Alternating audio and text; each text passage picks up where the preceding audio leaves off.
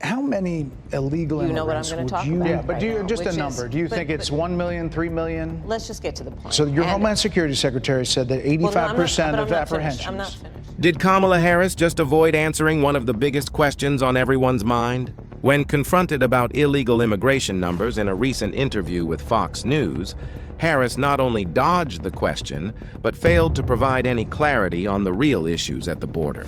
Stay with us as we break down this shocking moment, uncover the truth behind her administration's policies, and ask the question, is this the leadership America deserves? How many illegal immigrants would you estimate your administration has released into the country over the last 3.5 years? Brett, let's just get to the point, okay? The point is that we have a broken immigration system that needs to be repaired. Here's where things get concerning.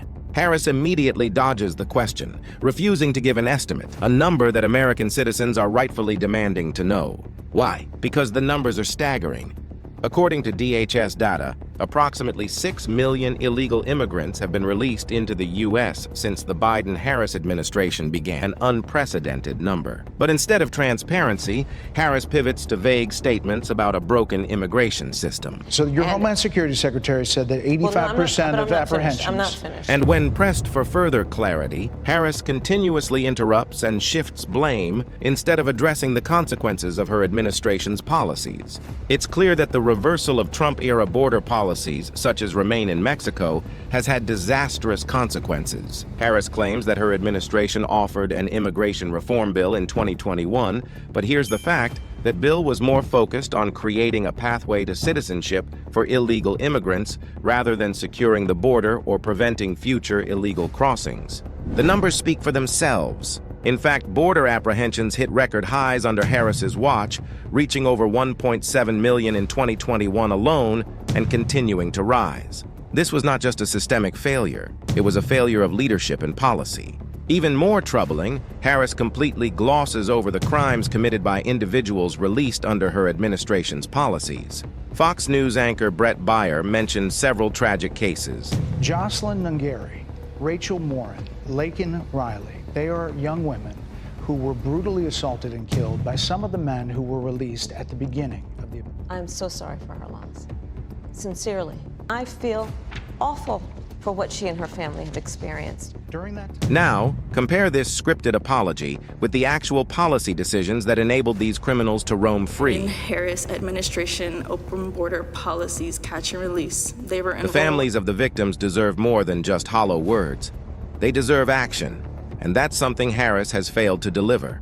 As president, I will bring back the border security bill. 1,500 more border agents and officers. It would have paid for 100 inspection machines. But let's not forget, this is the same administration that rescinded over 90 Trump-era executive orders on border security in its first few days in office, creating the very crisis we're facing now. If this administration was truly serious about border security, why would they dismantle the policies that were actually working? It's time to face the facts. Kamala Harris and her administration have failed to protect America's borders, failed to provide transparency, and failed to take responsibility for the consequences of their policies. While they claim to care about fixing the system, their actions have only made things worse. The first bill, practically within hours of taking the oath, was a bill to fix our immigration system. Yes, ma'am. It was called And- the U.S. Citizenship Act of 2021. Exactly. It was essentially a pathway to citizenship for the... Yes, ma'am.